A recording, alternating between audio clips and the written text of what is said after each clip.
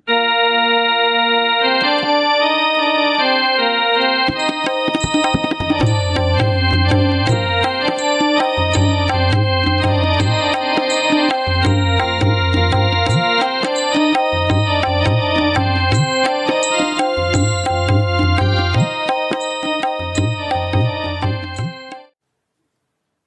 அன்பு மற்றும் கண்ட சுத்தியின் பலன் பற்றி மெய்வழி குணசேகர முதலியார் அண்ணா அவர்கள் பகிர்ந்து கொள்கிறார்கள். மெய் அன்பு ஒரு இடத்துல தெய்வம் சொல்றாங்க, அன்புன்னு இவ்வளவு நாள் புழக்கத்தில் இருந்தோம், இனிமேல் நாம் மெய் அன்பு உள்ளவங்களா இருக்கணும். தன் தெய்வ ஆசான் மேல் குற்றம் பாராமல் மாறாத அன்பு வைத்திருப்பதே மெய் அன்பு. தன் தெய்வ ஆசான் பால் மாறாது குற்றம் பாராமல் அன்பு வைத்திருப்பதே, தொடர்ந்து அன்பு வைத்திருப்பதே மெய்யன்பு. முன் வந்த அன்பு சிவமாக்கும். ஆனால் அந்த வீர புருஷர்கள் உடல் பொருளாவி தத்தம் பண்ணி பெற்றதால் அன்பு விளைந்தது. ஆனா நமக்கு அப்படி இல்லை. ஒண்ணுமே தத்தம் பண்ணாதவங்களுக்கு இந்த மெய்யன்பு தான் அந்த பலன் அளக்குது. கண்ட சுத்தி, கண்ட சுத்தி அப்படின்னு வேதத்துல ஒரு வார்த்தை புழங்குது. கண்ட சுத்தி செய்துகிறவன் பாக்கியவான். எதனா ஒரு தவறு நடந்து போச்சு, ஒரு பாவம் நேர்ந்து போச்சு அப்படின்னா, எப்பா கண்ட சுத்தி பண்ணிக்குப்பா அப்படின்னு ஒரு கோயிலுக்கு போயிட்டு கண்ட சுத்தின்ற பேர்ல ஒரு சடங்கு செய்யறாங்க. அது என்ன சடங்குன்றது எனக்கு தெளிவா தெரியல, ஆனா ஒரு சடங்கு செய்யறாங்க. கண்ட சுத்தினா என்ன அப்படின்னா, தன்னை சுத்தம் பண்ணிக்கிறது அப்படின்றத மட்டும் ஓரளவுக்கு புலப்படுது. ஆனா கண்ட சுத்தி அது அல்ல. தான் கண்ட அந்த மங்கள திருமேனியின் அழகும் சீரும் சிறப்பும் அத்தேவ திருமேனியரின் ஈடு இடையற்ற தயை இரக்கமும் பெருங்கருணை மற்றும் அத்தேவபிரான் நம்மை ரட்சிக்க தங்கள் பொன்னுடம்பை இழைத்து இழைத்து சம்பாதித்த தவப்பாட்டின் நீட்சி மாட்சி ஆட்சியை முதலியவற்றை தான் கண்டவாறு உணர்ந்தவாறு இதை இச்சிக்கும் மனுமக்களுக்கு சொல்லி தன்னை சுத்திகரித்துக் கொள்வது கண்ட சுத்தி. இதை வாய் மூடிட்டு இருக்கக்கூடாது. எங்க பெருமான் இப்படிப்பட்டவங்க, எங்க தெய்வம் பொற்தெய்வம் அப்படின்னு சொல்லணும். கண்ட சுத்தி செய்து கொள்வது தெய்வ காரியத்தில் முக்கியம். என் மீது நீங்கள் வைக்கும் பிரீதியே உங்களுக்கு மோட்சத்தை நல்கும். என் மீது நீங்கள் வைக்கும் நம்பிக்கையே உங்களுக்கு மீட்பு தரும். இதில் எந்தவித சந்தேகமும் கிடையாது. நம்ம தெய்வம் உத்தரவு பண்றாங்க. இதற்கு மேம்பட்ட வேதம் ஞானம் இல்லை.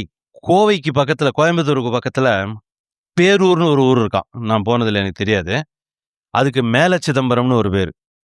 கீழ சிதம்பரம் கும்பகோணத்து பக்கம். இது மேல சிதம்பரம்னு ஒரு பேர் இருக்கான். அந்த கோயில்ல இருக்கிற ஈஸ்வர மூர்த்தத்துக்கு பேரு பட்டீஸ்வரர்னு பேரு. பட்டீஸ்வரர்னு பேரா. அங்க ஒரு கோயிலுக்கும் தலவிருஷம் இருக்குல்ல, அந்த தலவிருஷம் இதுல என்ன இருக்குன்னா, ஒரு பனைமரமும் ஒரு புளிய மரமும் இருக்கான். அந்த பனைமரம் புளிய மரம்னு அதை சொல்றது இல்லையா, அதுக்கு பேரு இரவா பனை பிறவா புலி அப்படின்னு அதுக்கு பேர் சொல்றாங்களாம். இரவா பனை பிறவா புலி, இது எதுக்கு வச்சிருக்காங்க? அது ஏன் பட்டீஸ்வரர் கோயில்ல வைக்கணும்? வேற எங்கன்னா ஒரு முனீஸ்வரர் கோயில்ல வைக்கலாமே? இல்லை. பெரியோர்கள் நம்ம தெய்வம் வர காலத்துல அவங்க செயல் இன்னதுன்னு மக்களுக்கு சாட்சி சொல்றதுக்காக இதை வச்சிருக்காங்க. அந்த 2 மரம் தலவிருஷமா. இங்கு ஐதீகம் என்னன்னா, அந்த கோயிலோடது, இங்கு தரிசிப்பவர்களுக்கு இரவாத நிலையும் பின் பிறவாத நிலையும் கிடைக்கும் என்பது ஐதீகம். யாரு இரவாத நிலையும் இறந்த பின் இனி பிறவாத நிலையும் வேண்டுறாங்களோ அவங்களுக்கு இந்த தலத்துல போய் நீங்க வேண்டினீங்கன்னா, தரிசிச்சிங்கன்னா உங்களுக்கு அது கிடைக்கும்ன்றது ஐதீகமா வச்சிருக்காங்களாம். நம்ம இந்த பாவ மன்னிப்பு திருவிழாவில் பாவ மன்னிப்பு திருமந்திரம் ஓதுறோம் இல்லையா, அதுல என்ன சொல்றோம்? நன்மை ஏற்றப்பட்ட பட்டோலையை எங்கள் கையில் தரிப்பித்துன்னு சொல்றோம். நன்மை ஏற்றப்பட்ட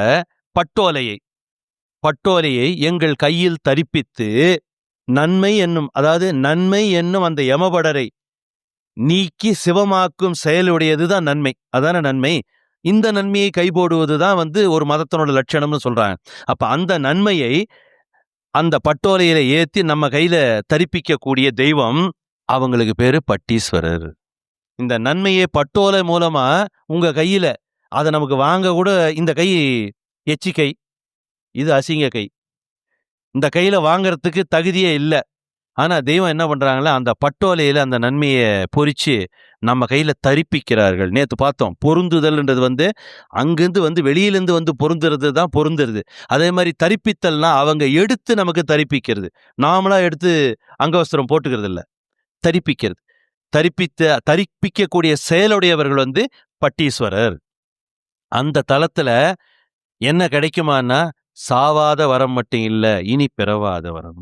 பிறவாயிரவாயி நிமரவாததும் பெருவெற்ற பணக்காரரடி குருவாய் ஊருவாய் வந்திட்டாரே நம்ம கூண்டில் அடைத்து அடியுங்கடி. இந்த கூண்டுல அதை வாங்கி வச்சு அடி, நல்ல கிடி, வெளியில வரக்கூடாது. நல்ல இந்த மருந்து வச்சு கிடிக்கிறாங்கல்ல, கிடி, நல்லா கிடிக்க சொல்றாங்க. ஏன்னா கொஞ்சம் வந்தா கூட என்ன பண்ணுவான் சைத்தான், டேய் அது என்ன காது உனக்கு தொலை நீட்டா இருக்குது, அந்த தொலையில போய் இதெல்லாம் அடைச்சு இடைஞ்சல உனக்கு எடுத்துரு அதெல்லாம் அப்படின்னுவானா. அதனால கிடிச்சிட்டா ஆப்பு அரைஞ்சா மாதிரி கிடிச்சிட்டோம்னாக்கா எடுக்க முடியாது, கிடிங்கிறாங்க அதை. அப்போ அந்த பிறவா இரவா இனி மறவாத நிலை, அதை யாரும் இது வரைக்கும் பேசல, தெய்வம் தான் பேசுறாங்க. அப்பேற்பட்ட நிலையை அளக்கக்கூடியவங்க யாரோ அவங்க தான் பட்டீஸ்வரர். அவங்க தலத்துல தான் அது அந்த 2 மரம் பிறவாப்பனை, இரவாப்பனை, பிறவா புலி அப்படின்னு சொல்றாங்க. அது இது தீர்க்க தரிசனமா எடுத்து வைக்கப்பட்டிருக்கு. அதுக்கு மேல சிதம்பரம், கீழ சிதம்பரத்துல கைலாசம் இல்ல. மோட்சம் எங்கவானாக்க மேலைக்கு மோட்சம்னு தான் சொல்றாங்க. ரங்கநாதர் சந்நிதியில ரங்கநாதர் உலா வராராம். ஒருத்தர் பெருமாளே எனக்கு மோட்சம் வேணும்னு கை நீட்டுறாரு. அவர் வெறுங்கையர். அவரு கையில ஒண்ணுமே தவம் இல்லை. ரங்கநாதருக்கு வெறுங்கையா உள்ளவருக்கு மோட்சம் கொடுக்கறதுக்கு பவர் இல்லை. அதனால எப்பா உனக்கு கொடுக்கறதுக்கு மோட்சம் என்கிட்ட இல்லப்பா, மேலைக்கு மோட்சம் அப்படின்னு உட்கார்ந்துக்கிட்டு சொல்ற மாதிரி இன்னைக்கு செஞ்சு காட்டுறாங்க. ஒருத்தர் மேல அவர் உட்கார்ந்துட்டு இருப்பாரு, அந்த இது சிலை இருக்கும், பக்கத்துல ஒரு குருக்கள் உட்கார்ந்துருப்பாரு, கீழே ஒரு 4-5 பேர், அவங்களும் குருக்கள் தான், மோட்சம் ஒரு தோத்திரம் சொல்லி மோட்சம் வேணும் அப்படின்னு, மேலைக்கு மோட்சம் உட்கார்ந்துருக்காரு இல்லையா, அவர் லெப்ட்ல மேலைக்கு மோட்சம்னு சொல்லுவார். அது இன்னைக்கும் நகலா நடத்தி காட்டுறாங்க. மேலைக்கு மோட்சம்னா பின்னால வரவங்க, இந்த மாதிரி வெறுங்கையனுகளுக்கெல்லாம் எங்கிட்ட இல்லப்பா, பின்னால ஒருத்தவங்க வராங்க, அவங்க தான் வெறுங்கையனுக்கெல்லாம் மோட்சம் கொடுக்குறவங்க, நீ அங்க கேளு அப்படின்னு அவங்க சொல்றாங்க. அது இன்னைக்கு நடத்தி காட்டுறாங்க. அப்ப நாம பார்க்க வேண்டியது எது அப்படின்னா, அவங்களுடைய செயல் வல்லபத்தை பார்க்கணும், உருவத்தை பார்க்காதீங்க. செயல் வல்லப உருவமே அது உருவத்தை பார்த்தா அதுக்கு இணை இல்லை. ஆனா இது இப்போதைக்கு வேண்டாம். ஆனா செயல் அடையாளம் இருக்கே, தெய்வ திருச்செயலை, ஜீவ பிரயாண அந்தஸ்தை, அவர்கள் பெருங்கருணையை, பேரிரக்கத்தை, தெய்வம் அவர்கள் நம்மீது வைத்திருக்கும் பிரீதியை, நமக்காக பட்ட பாட்டை, துன்பத்தை, நம்மை வாழ்வாங்கு வாழ்விக்க அவர்கள் பட்டினி கிடந்தது, ஆபத்தை சந்தித்தது, குடும்பத்தை பிரிந்தது, தன் உயிரின் உயிராகிய தங்கள் ஐயனை பிரிந்தது, ஊராக நடந்து சென்றது, ஓய்வு ஒழிவின்றி எங்கெங்கெல்லாமோ பிரசங்கம் செய்தது, மூல வளநாடு விட்டிறங்கி நமக்காக இந்த தூலத் திருமேனியை அவதாரமாக ஏற்றுக்கொண்டது, நம் பாவங்களை எல்லாம் தாங்கள் வாங்கிக் கொண்டு நமக்கு நன்மை ஏற்ற பெருநிதியத்தை வழங்கியது, மொத்த பாடும் அவர்களுடையது, மொத்த பலனும் நமக்களித்தது. இதை ஒருவன் பார்க்காவிட்டால், நன்றி உள்ளவனாக இல்லாவிட்டால், அவன் எத்துணை ஒலித்தனம் உள்ளவனாய் இருப்பினும் அவனுக்கு மோட்சம் உய்வு கிடையாது என்பது வேத தீர்ப்பு. தேனி மலர் மீதிருக்கும் வாணியம்மா, தேனி மலர் மீதிருக்கும் வாணியம்மா. அப்ப தேனி மலர் மீதி இருக்கும் வாணியம்மா. இந்த தேனியினோட குணம் பார்த்தீங்கன்னா எப்பேற்பட்ட, அதாவது தேனியிலேயே ராணி தேனி இருக்குது, சேவக தேனி இருக்குது, கொஞ்சம் லோக்கல் தேனி இருக்குது, எல்லாம் இருக்குது. ஆனால் எந்த தேனியா இருந்தாலும் அந்த ஒரு மலர்ந்த புஷ்பம் இருக்கு இல்லையா, அது மேலதான் போய் உட்காரும். ஈ எல்லாத்துலயும் உட்காரும், பலாப்பழத்துல உட்காரும், நரகல்ல உட்காரும், பண்டத்துல உட்காரும், எல்லாத்துலயும் உட்காரும். அதுக்கு தெரியாது அப்படின்றது, அப்படி உட்காரும் அதுல, அது தெரியாது. ஆனா தேனி ஒரு புஷ்பம் மொட்டா இருக்கும்போது உட்காராது, அது மலர்ந்து வருது இல்லையா, அப்ப அந்த மலர்ந்து வரும்போது அதுல உட்காரும். தேனியோட குணம், தேனியானது மலர்ந்த புஷ்பம் ஒன்றை தவிர வேற எந்த ஒரு பொருள் மீதும், வாடிப்போன மலர் மீது கூட உட்காராது. தேனி மலர் நம் தெய்வம், அப்பேற்பட்டவங்க, அவங்க வாணி. ம். அவர்கள் மங்காத திருவாக்கு கொண்டு அப்படி அந்த அமிர்தத்து மேல அந்த அமிர்தத்தின் மேல மட்டும்தான் உட்கார்ந்து புழங்கினவங்க அவங்க. அவங்க வாணி. அவங்க வாக்க இறக்கி நமக்கு கொடுத்துருக்காங்க. அப்ப இது என்ன வாணி வாக்கு தானே. தேனி மலர் மீதி இருக்கும் வாணி அம்மா. அதானே. அவன் என்ன ஒரு அழகு கொண்டு சொல்லியிருக்காங்க பாரு. நம்ம இதை அப்படியே வரிசையா படிச்சுக்கிட்டே இருக்கோம் இல்லையா? அவர்கள் மங்காத திருவாக்கு கொண்டு அழியாத ஜீவ சிரஞ்சீவி வரம் பலன் நிறைவாக நமக்கு அணிய செய்துள்ளார்கள். அன்பு எது, ஆதரவு எது என்பது பற்றி பகிர்ந்து கொள்கிறார்கள். இந்த அன்புன்னு ஒண்ணு இருக்கு, ஆதரவுன்னு ஒண்ணு இருக்கு. அன்புன்னா என்ன, ஆதரவுன்னா என்ன? இருளில் வழி தெரியாத இளம் பருவம் அருள் விளக்குள் அன்பளித்தாய் யாததுன்மேல். அந்த இருளில் வழி தெரியாது. அந்த இளம் பருவத்துல எங்கெங்கயோ இழுத்து போய் கசங்கி ஜீவனெல்லாம் பறிபட்டு போய் நாசமாக இருந்த நம்மள நம்ம மேல ஒரு பிரியம் கொண்டு ஒரு பாசம் வச்சு இவனை காப்பாற்றணும்னு நினைக்கிறாங்களே, அது அன்பு. அது அன்பு. ஆதரவுன்னா என்னன்னா, அனைத்தடிமை கொண்ட எந்தல் அம்மா அம்மா. அனைத்து அடிமை கொண்டாங்களாம். இப்போ ஒரு பிள்ளை கொஞ்சம் முரட்டுத்தனம் பண்ணுது, கொஞ்சம் அணைச்சி பக்கத்தில் கொஞ்சம் சமாதானப்படுத்தி இருப்பா, அது இப்படி இருப்பா அப்படி இருப்பா, நான் இதை வாங்கி தரேன் அதை வாங்கி தரேன்னு சொல்லி சமாதானப்படுத்துறாங்க. அது ஆதரவு. மகராசி கொடுங்கையால் அணைத்து கொண்டு ஆதரவு. இந்த கொடுங்கைன்னொன்னே வெளியில எல்லாம் என்ன பண்ணுவாங்கன்னாக்கா, இந்த காளிக்கு ஒரு பெரிய ஒரு வாழ் மாதிரி ஒன்று வச்சு அதில் பல்லா இருக்கும். இதை போட்டு அவன் கையில் கொடுத்துருவான். ஏன்னா தெய்வம் கேட்குறாங்க, ஏன்டா பெரியவர்கள் கொலை பண்ணுறதுக்காடா வந்தாங்க, என்னடா கொலகாரன் ஆக்கிட்டீங்களேடானோ, பெரியவர்களை கொலகாரன் ஆக்கிட்டீங்களே, ஏன் இவன் கொலகாரன், அதனால அவங்களுக்கும் கையில் வாழ் கொடுத்தாச்சுன்னா எதுக்கு அது வாழ், கொலைக்கு தானே, அது போட்டுக்கிறது. அந்த மாதிரி போடுவான். கொடுங்கை, அந்த கொடுங்கையால் அணைத்து கொண்டு அவங்க நமக்கு ஆதரவு கொடுக்குறாங்க. இது ஆதரவு. அப்ப ஆரோக்கியமா இருக்கணும்ன்ற அந்த எண்ணம் இருக்கு இல்லையா, அது எங்கிருந்து வந்தது? ஆரோக்கியம்னா என்ன அப்படின்னா, ஆர் அப்படின்னா கட்டுப்படுத்துதல். ஆறுனா ஆர்த்தல்னாக்க கட்டுப்படுத்துதல். அந்த ஜீவ வித்தானது இவனுக்கு சிதறிவிடாமல் இருக்க கட்டுப்படுத்துதல ஆர்த்துதல்னு பேரு. ஆர்த்தல். நம்முடைய ஜீவ வித்து சிதறிவிடாமல் கட்டுப்படுத்தும் தகுதி இருக்கு பாருங்க, அது யோக்கியம். உனக்கு என்ன யோக்கியம் இருக்கு, நீ பேச வந்துட்ட அப்படின்னு ஒருத்தன் சொல்றாங்க இல்லையா. அப்ப யோக்கியம்னா ஒரு தகுதி. இந்த ஜீவ வித்து சிதறிவிடாமல் இருக்கு கட்டுப்படுத்தக்கூடிய தகுதி உள்ளவர் தான் யோக்கியம் உள்ளவர். அந்த யோக்கியம் எப்படிப்பட்டதா இருக்கு அப்படின்னா, யோக்கிய பூரண நண்பு தேக்கிய சௌபாக்கியர்க்கு ஆக்கை மரண பயம் அழிந்தொழிந்து போனதடி. அப்போ இந்த யோக்கிய பூரணர், இந்த தகுதி உள்ளவர், அந்த ஜீவவித்தை சிதறிவிடாமல் அதை கட்டுப்படுத்தக்கூடிய தகுதி உள்ளவர் யாரோ அவர் யோக்கியர், அவர் பூரணர். அவர் பூரணர். அவரோட அன்பு அதை தேக்கிய இந்த மாதிரி சௌபாக்கியர்களுக்கு இந்த ஆக்கை மரண பயம் அழிந்தொழிந்து போனதடிங்கிறாங்க. இப்ப நமக்கு எவங்கிட்ட மாட்டக்கூடாது, நாம காப்பாற்றப்படணும். நமக்கு என்ன வேணும்? அவங்க அன்பு ஒண்ணுதானே வேணும். யோக்கியர் பூரணர் அன்பு தேக்கணும். நம்ம அதை தேக்கணும். இதை பள்ளமாக்கணும். இது மேடா இருந்ததுன்னா போச்சு. இப்போ சாதாரணமாக பார்த்தீங்கன்னா, கொஞ்சம் ஊரில் கொஞ்சம் பெரிய மனுஷனாக்கா நெஞ்சை நிமித்திக்கிட்டு வருவார் இல்லையா, பழக்கம் தானே. அப்போ தான் ஒரு பெரிய மனுஷன் அர்த்தம். அப்போ நெஞ்சை நிமித்தினாக்கா அகந்த வந்துடும். சொல்லட்டும், குழியாக்கணும். இது பள்ளமாக்கணும். இந்த பள்ளத்தில் அந்த அன்பு தேக்கணும். அப்போ இது பள்ளமாக்கணும்னா இது இறங்கணும், இது சாகணும். இந்த மனசானது சாகணும், அறிவானது தொலங்கணும். யோக்கியம் ஓதுமறை வேத நெறி உண்மையாய் ஒழுகி வளர் யோக்கியர்களார் புகழ்கின்ற. ஓதுமறை வேத நெறி உண்மையாய் ஒழுகி வளர் யோக்கியர்களார் புகழ்கின்ற. மாதவ செயல்கை மீறி நாதனேனும் நாமம் பெற்று மண்ணில் என்போல் உள்ளோர்க்கு இறங்கி ஏதுமில்லாத பரவெளியிலே ஒளிவில் ஓடுங் என்றன இருத்திய சுத்த வேதநிதி போதுமிதன் ரோது மட்டும் பூட்டுங்குரு சாலை ஆண்டவா.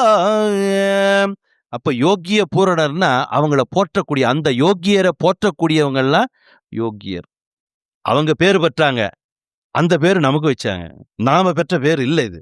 அப்ப இந்த யோக்கியர், இதை நமக்கு அளப்பவர்கள் யோக்கிய பூரணர்.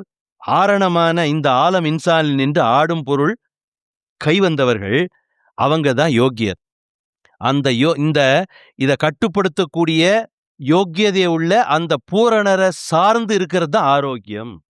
இப்ப நம்ம ஆரோக்கியமா இருக்கணும்னா இந்த ஜீவவித்து சிதறிவிடாமல் கட்டுப்படுத்தக்கூடிய யோக்கியதையுடைய பூரணராகிய என்ன இந்த இந்த இந்த தேகத்தை இந்த தேகத்தை மணக்கக்கூடிய பரிசுத்த தேகமாக மாற்றிக்கொண்ட அந்த உத்தமர், அவங்கள சாரக்கூடிய ஒரு ஜனங்கள் தான் ஆரோக்கியமா இருப்பாங்க.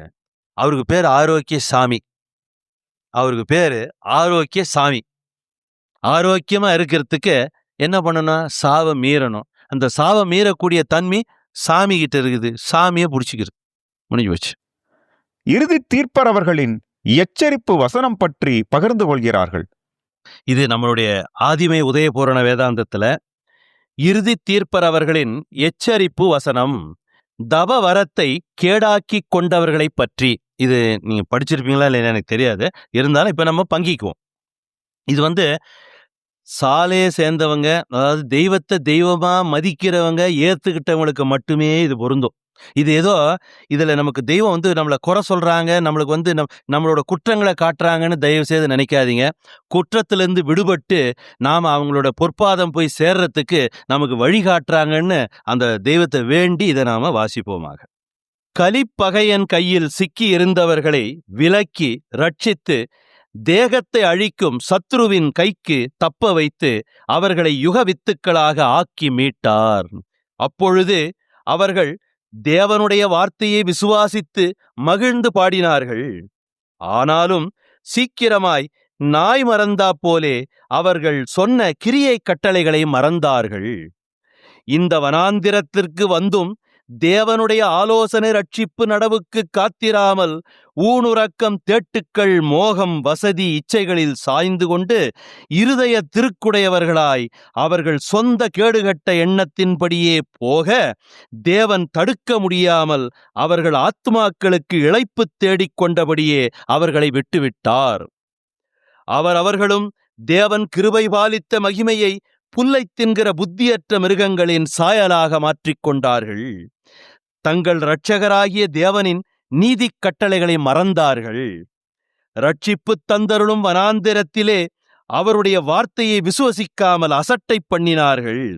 தேவனின் மீட்புரிமை தவத்தின் கட்டளைக்கு செவிகொடாமல் தங்கள் விடுதிகளில் மாற்றமாக எண்ணி பேசி மொணமொணத்தார்கள். அவர்கள் தங்கள் குமாரரையும் குமாரத்திகளையும் பாவ பிசாசுகளுக்கு கொடுத்து பலியிட்டார்கள். அநேகந்தரம் அநேக விதமாக அவர்கள் பாவங்களை மன்னித்து தேவன் அவர்களை விடுவித்தார். ஆனால் அவர்களோ தங்கள் அழி செயல் யோசனையால் தேவனுடைய வார்த்தைகளை அல்லத்தட்டி மாற்றக்காரர்களாய் நீதிக்கு மாற்றமே பண்ணி அக்கிரம இச்சைகளால் தேவனை சிறுமைப்படுத்தினார்கள். அந்த காலத்தில் தேவனுடைய பரிசுத்த நாமத்தை குறித்து மேன்மை பாராட்டி அவரை தேடி பலன் பெறுகிறவர்கள் கொஞ்சம் தொகைக்கு உட்பட்ட சொற்ப ஜனங்களும் காசு பணம் இல்லாத ஏழை பரதேசிகளுமாக இருந்தார்கள். அந்த காலத்தில் தேவனுடைய பரிசுத்த நாமத்தை குறித்து மேன்மை பாராட்டி அவரை தேடி பலன் பெறுகிறவர்கள் கொஞ்சம் தொகைக்கு உட்பட்ட ஜனங்களும் சொற்ப ஜனங்களும் காசு பணம் இல்லாத பரதேசி ஏழைகளுமாயிருந்தார்கள். இன்று நான் உனக்கு விதிக்கின்ற கட்டளைகளின்படி செய்ய கவனமாயிருக்கும்படி எம் சத்தத்திற்கு உண்மையாக செவி கொடுப்பாயானால் பூமியில் உள்ள சகல ஜாதிகளிலும் உன்னை மேன்மையானவனாக வைப்பேன். உன்னுடைய எல்லா வாழ்க்கையினுடைய பொருள்களும் ஆசீர்வதிக்கப் பெறுவதுடனே உன் மேல் வரும் எல்லா இடர், பிணி, கவலை, எதிர்ப்புகள் எல்லாம் முறியடிக்கப்பட்டு நீ சிரஞ்சீவியாக்கப் பெறுவாய். தூரமான காலத்து தீர்க்க தரிசனங்களை குறித்து சொல்லுகிறார் என்று பாரா நேரத்தில் கூறிக்கொண்டிருந்த அந்த கள்ளத்தன வசனங்களே, அவ்வாறு நினைத்து கொண்டு சாடையாய்ப்போன இருதயங்களே, அவற்றை ஒழிய பண்ணுவேன் என்று தேவன் சொல்லுகிறார் என்று அவர்களோடே சொல்லு. அப்பொழுது மட்டும் வந்து ஒளிந்து கொள்வதற்கு என் நாமம் தரிக்கப்பட்ட இந்த ஆலயம் என்ன கள்ளர் குகையா? தாங்கள் வெட்டின குழியிலேயே அவர்கள் விழுந்தார்கள். தாங்கள் வைத்த கண்ணியிலேயே அவர்கள் கால்கள் மாட்டிக்கொண்டன என்று அவர்களோடே சொல்லு. இப்பவே மன்னிப்பு தேடிக்கொண்டாலுடைய தீர்ப்பு நிச்சயம். இன்னும் வரிசையா இருக்கு. அதை நீங்க ஒவ்வொரு தடவை நீங்க படிக்கும்போது ஒரு பேராவா படிச்சு, இந்த செயல்ல நாம இல்ல, யாருமே இல்ல, இதுல இனிமேல கலக்காத இருக்கிறதுக்கு நாம நம்மள தயார்படுத்திக்கணும். அதுக்காக இது ஒரு எச்சரிப்பா எடுத்துக்கிறோம். அவ்வளவு. வார்த்தையில எதை வார்க்கிறாங்க? தார வாக்குறதுன்னு சொல்றோம். வார்த்தை அப்படின்னா அவங்களுடைய அன்பெல்லாம், அவங்க இரக்கமெல்லாம், அவங்க தயவெல்லாம் சேர்த்து வார்த்து அதை தைக்கிறாங்க. அதான் வார்த்தை. நம்ம ஆண்டவங்களோட வாக்கியம்னு சொல்றோம், வாக்குன்னு சொல்றோம். அது அல்ல. அது நமக்கு தெரிஞ்சது அவ்வளவுதான், நம்ம தரத்துல. ஆனா அவங்க அன்பெல்லாம், தயவெல்லாம், இரக்கமெல்லாம், கருணையெல்லாம் எல்லாம் சேர்த்து வார்த்து தைக்கிறாங்க. அதான் வார்த்தை. அதுதான் அவங்க வார்த்தை. நம்ம வார்த்தை சாதா. சரி, இவ்வளோ நேரம் உங்களோட வயோதிகமா உள்ளவங்க அந்த உடல்ல உபாதையினோட கஷ்ட நஷ்டத்தெல்லாம் பொறுத்துக்கிட்டு தெய்வத்தோட அந்த வல்லபத்தை செவிமடுத்து, இது நீங்க செவிமடுத்ததுனால உங்களுக்கு லாபம்னு நினைக்காதீங்க. எனக்கு அதுல மிக மிக மிக அதிகமான லாபம் எனக்கு தான். ஏன், இவ்வளோ நேரம் நான் எங்கன்னா சுத்திட்டு இருந்திருப்பேன். என்னை கொண்டாந்து இங்கே உட்கார வச்சு ஒரு 3 மணி நேரம் 5 மணி நேரம் எனக்கும் இந்த பாக்கியத்தை வரவை எனக்கு ஏற்படுத்தி கொடுத்த உங்கள் எல்லோருக்கும், என்னோட சகோதர சகோதரிகள் எல்லாருக்கும், அக்காமார்களுக்கும் அண்ணங்களுக்கும் எல்லாருக்கும் நமஸ்காரம் சொல்லி முத்தி பேருரை தொடரும்னு வரேன். நமஸ்காரம்.